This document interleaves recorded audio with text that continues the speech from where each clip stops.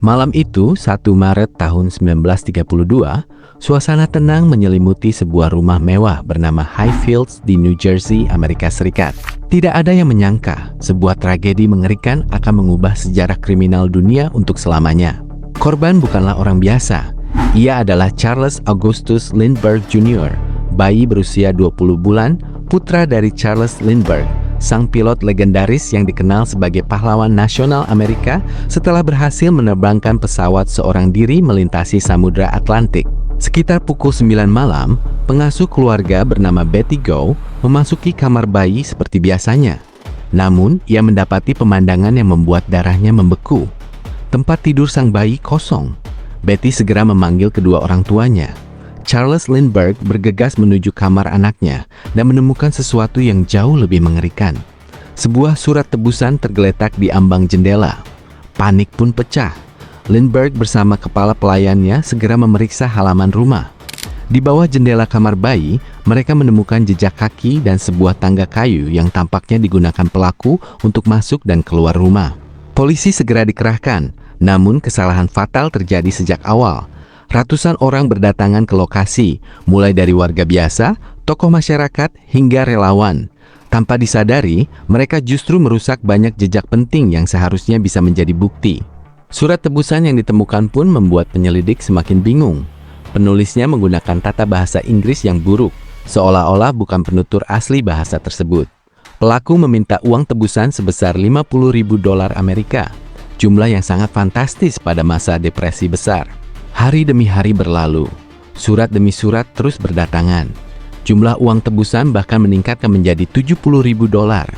Sementara itu, seorang guru sekolah pensiunan bernama John Condon secara sukarela menawarkan diri menjadi perantara antara keluarga Lindbergh dan para penculik. Melalui serangkaian pesan rahasia di surat kabar, Condon akhirnya bertemu seseorang yang mengaku sebagai anggota kelompok penculik. Pria misterius itu memperkenalkan dirinya sebagai John. Pertemuan berlangsung di sebuah pemakaman pada malam hari. Wajah pria itu nyaris tak terlihat karena sengaja bersembunyi di balik kegelapan. Ia mengklaim bahwa bayi Lindbergh masih hidup dan disembunyikan di atas sebuah kapal. Keluarga Lindbergh pun menyerahkan uang tebusan yang diminta. Namun harapan itu segera berubah menjadi mimpi buruk. Pada tanggal 12 Mei tahun 1932, sekitar 2 bulan setelah penculikan, seorang sopir truk menemukan jasad seorang balita di pinggir jalan, sekitar 7 km dari rumah keluarga Lindbergh. Tubuhnya telah membusuk. Tengkoraknya mengalami retak parah akibat benturan keras. Bayi itu dipastikan adalah Charles Augustus Lindbergh Jr. Amerika Serikat pun berduka. Kasus ini berubah menjadi obsesi nasional. Media menyebutnya sebagai kejahatan abad ini. Penyelidikan besar-besaran dilakukan selama lebih dari 2 tahun, tetapi polisi terus menemui jalan buntu. Harapan terakhir berada pada pelacakan nomor seri uang tebusan yang telah dicatat satu persatu. Hingga akhirnya pada September tahun 1934, seorang pegawai bank di New York menemukan salah satu uang tebusan yang mencurigakan. Yang mengejutkan, nomor plat kendaraan seseorang tertulis di pinggir uang tersebut. Polisi menelusurinya dan menemukan pemiliknya, seorang imigran asal Jerman bernama Bruno Richard Hauptmann. Saat rumahnya digeledah, polisi menemukan lebih dari $14.000 uang tebusan yang tersisa. Tidak hanya itu, mereka juga menemukan potongan kayu yang disebut identik dengan tangga yang digunakan pelaku saat menculik bayi Lindbergh. Buku catatan yang berisi sketsa tangga juga ditemukan. Semua bukti itu membuat Hauptmann segera ditangkap. Namun sejak awal, ia bersikeras tidak bersalah.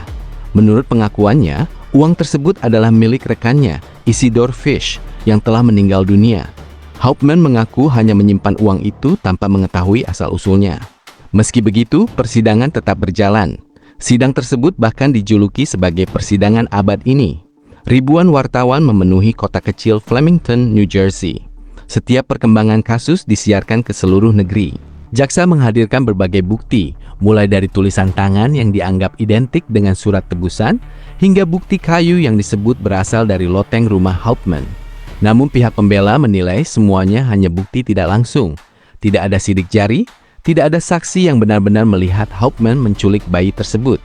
Meski demikian, pada 13 Februari tahun 1935, juri tetap memutuskan Bruno Richard Hauptmann bersalah atas pembunuhan tingkat pertama.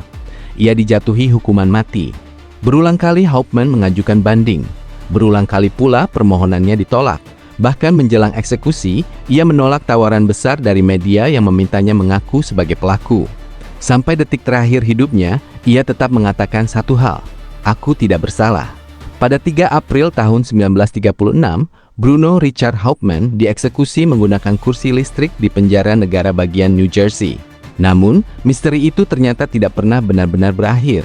Puluhan tahun setelahnya, banyak peneliti, jurnalis, dan pakar hukum mulai mempertanyakan keadilan kasus tersebut. Apakah Hauptmann benar-benar pelaku tunggal? Apakah ada bukti yang direkayasa? Atau justru ada pelaku lain yang tidak pernah terungkap? Hingga hari ini, perdebatan itu masih terus berlangsung. Satu hal yang pasti, kasus penculikan bayi Lindbergh telah mengubah sejarah Amerika Serikat selamanya. Kasus ini bahkan melahirkan Undang-Undang Penculikan Federal yang memperluas kewenangan pemerintah pusat dalam menangani kejahatan penculikan. Dan lebih dari 9 dekade kemudian, dunia masih mengingatnya sebagai salah satu misteri kriminal paling menggemparkan sepanjang masa.